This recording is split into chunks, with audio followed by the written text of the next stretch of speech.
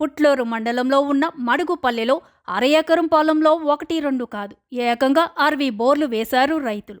సాధారణంగా రైతులు తమ బోరు పక్కనే వేరే ఎవరిని బోర్లు వేయనివ్వరు. కానీ ఇక్కడ నీటి ఎద్దడి రైతుల మధ్య ఐకమత్యం తీసుకొచ్చింది. ఆ ఊర్లో కొందరు ఒకరితో ఒకరు మాట్లాడకపోయినా పంటలు నీళ్ల విషయంలో మాత్రం కలిసిమెలిసి ఉంటారు.